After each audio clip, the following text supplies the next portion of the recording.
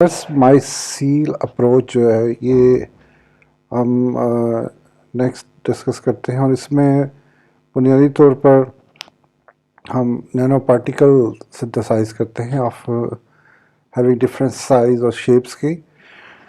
इस अप्रोच में हम बेसिकली करते क्या है, ये जो तरीक़ाकार है कि ऑयल एंड वाटर जो है ये हमारे पास इसका एक इमल्शन बना लेते हैं, यानी ऑयल और वाटर को मिक्स करते हैं।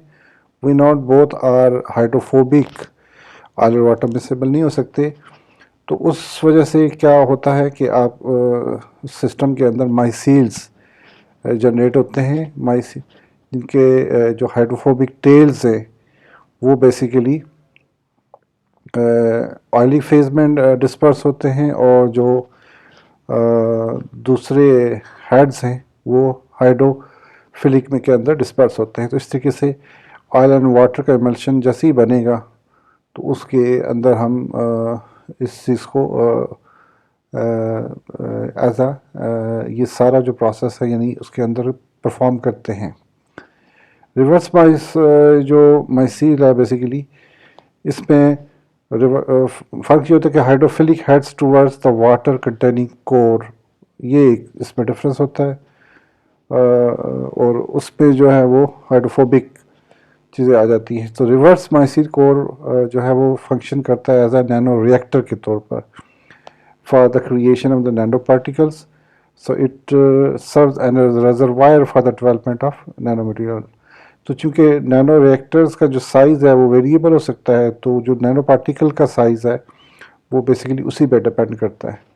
तो जैसे ही हम mole ratio of oil and water के डिफरेंट करते हैं तो नैनो रिएक्टर्स जो उसके अंदर ड्रॉपलेट्स बनेंगे उनका जो साइज़ है वो भी उसी एतबार से चेंज होगा और उससे हम इनका इनफैक्ट इंटर्न जो है ना वो नैनो पार्टिकल का साइज़ कंट्रोल करते हैं।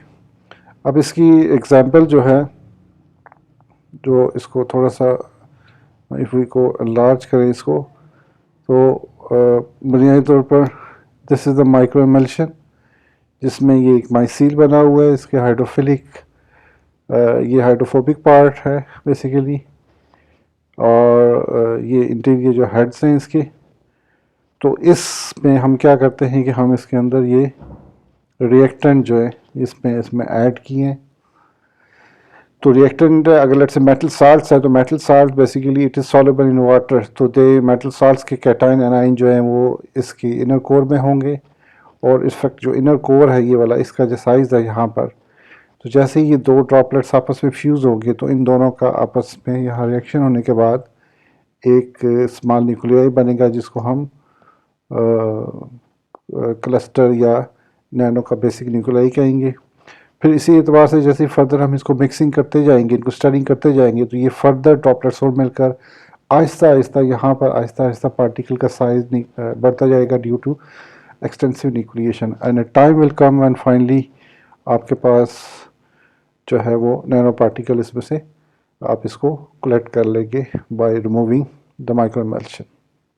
इसको अगर हम एक और बेहतर तरीके से इस डायग्राम में देखें तो ये हमारे पास एक माइसील ऑलरेडी बना हुआ है जिसके अंदर हमने हाइड्रोजीन एक सिस्टम एक कंटेनर में डाला हुआ है, दूसरे में जो है वो निकल का सॉल्ट है जो कि उसके इनर कोर में डिस्पर्स है।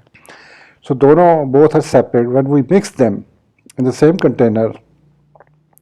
सो व्हाट विल हैपन कि दोनों के जो पार्ट जब हम स्टरिंग करेंगे so they will fuse with each other and as a result hydrogen जो है basically it is a reducing agent, तो it will reduce the nickel ion to nickel nano particle. और निकल नैनो पार्टिकल जो है वो इसके अंदर वाला ये जितना साइज़ है ये वाला इनर कोर जितना भी है इसके अंदर पार्टिकल आहिस्ता आहिस्ता जमा होते जाएंगे और इवेंचुअली फिर हम इनको जो भी यहाँ पर मटेरियल होगा इसको हम उससे एसीटोन और दूसरी चीज़ों से वॉश करके तो इस निकल के यहाँ से रिमूव कर लेंगे। So this is actually the micellar approach या reverse micellar approach. In either case we use water and oil mixture in fact to generate the nanoparticles, और वाटर और ऑयल जो है बेसिकली जो मिक्सचर है वो बेसिकली माइसील बनाता है और उसके अंदर जो उनकी अफिनिटी है टूवर्ड्स देयर प्रिकर्सर उसको हम इस्तेमाल करके नैनो पार्टिकल सिंथेसाइज करते हैं।